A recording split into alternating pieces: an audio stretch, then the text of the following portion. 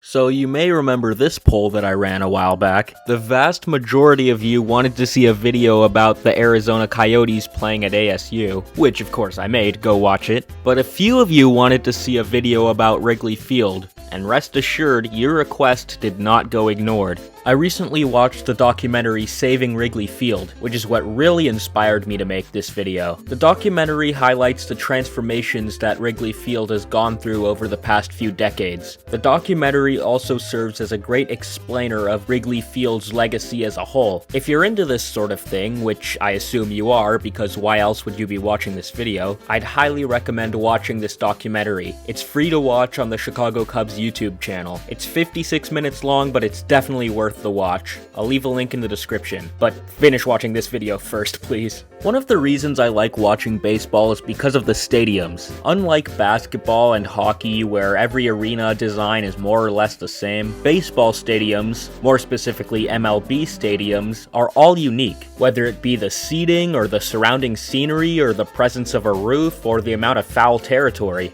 In this video, we're going to be focusing specifically on Wrigley Field, one of the most iconic ballparks in baseball. This is why I love Wrigley Field, for the most part.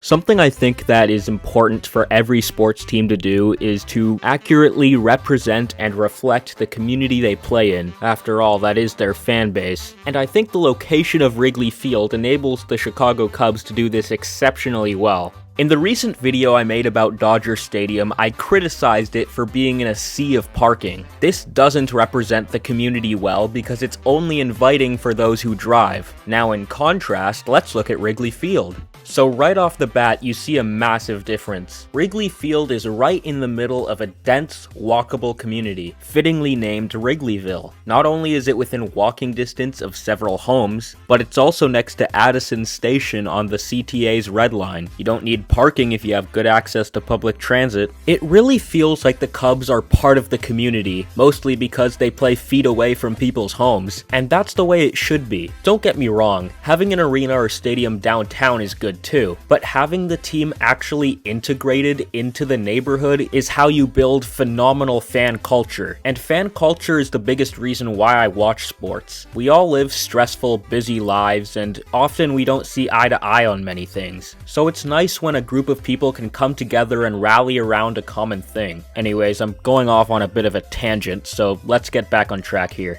Wrigley Field is old. Like, really old. Maintaining a stadium for the amount of time that Wrigley Field has been around is definitely not easy. And yet, they've managed to keep this building functional in a way that doesn't destroy all the charm that makes this stadium so iconic. Take a look at Wrigley Field for a second. Like, take a good, proper look at it. It definitely doesn't look modern, but it doesn't look outdated either. You can tell that the building's old, but it doesn't feel any less inviting. It's great that a stadium that's this historic is still able to be used. Also, I want to talk about the stadium's exterior. For comparison, let's look at Yankee Stadium for a second. The exterior is tall, like a museum or maybe a coliseum or something. It's a look that works for the Yankees, but personally I'm not a huge fan of it. Wrigley Field, on the other hand, has more of a modest look to it. It feels like it's more at a human scale, and what's cool is that you have this very clear view of the concourses inside. And the stadium isn't tall either. At first glance, it looks deceptively small, but Wrigley Field actually seats a very respectable number of people. This is accomplished by having the seating be far less steep than at other MLB stadiums. Now, I can't make a video about Wrigley Field without mentioning one of the coolest things about this stadium, the Ivy Wall. And here to help me explain it is my good friend Aaron from ClearSky Productions. Hello folks, as Charlie already mentioned, Major League Baseball ballparks all have something that makes them special, and in Wrigley Field's case, well, that's the ivy that lines the outfield wall. Most teams of course wouldn't hesitate to fill this space with ads, but the Chicago Cubs had quite a different idea. This wall has very minimal advertising and is instead lined from foul pole to foul pole with lush green ivy. The ivy, coupled with bricks behind it, gives this wall a feel that's reminiscent of a back alley. It's amazing how much life plants can bring to whatever space they're planted in. On top of looking unique, this ivy actually has an effect on the game. On several occasions, baseballs have been lost in the ivy during play, granting the runners an extra base. When this happens, the outfielder just throws their hands up and declares the ball lost. It's interesting how a design choice like this has an actual impact on plays. It also gives the outfielders something to be cautious of. Hats off to the Chicago Cubs for this special design choice. It's one of the many fields that makes Wrigley Field such a special place. And now, back to you, Charlie.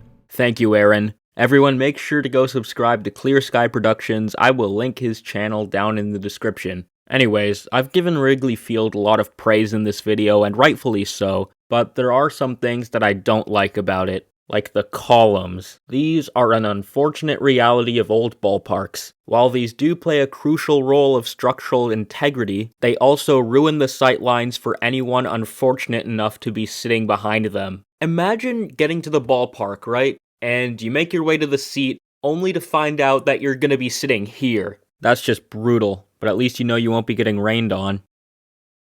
And then there's also the issue of accessibility. For those of you who don't know, earlier this year the federal government of the United States sued the Chicago Cubs for not providing adequate seating for those in wheelchairs. While Wrigley Field has undergone some recent renovations to address accessibility, according to the lawsuit, people in wheelchairs still weren't being given the same sightlines as those who were able-bodied, in addition to some other problems as well. This is really disappointing to see. Everybody deserves a good fan experience, regardless of if they're in a wheelchair or not. So yeah, Wrigley Field is definitely not perfect, and hopefully these issues get fixed once and for all. So that's Wrigley Field. Sure, it has its problems, but overall, it warrants the appreciation it gets from the baseball community, the city of Chicago, and beyond. It's a ballpark that perfectly represents the spirit of baseball, nestled in a community that loves the team that plays within. And I think that the designers of future stadiums can learn a lot from Wrigley. Overall, it's a fantastic ballpark, and I hope to visit it one day. With that being said, thank you all very much for watching, and I will see you in the next one.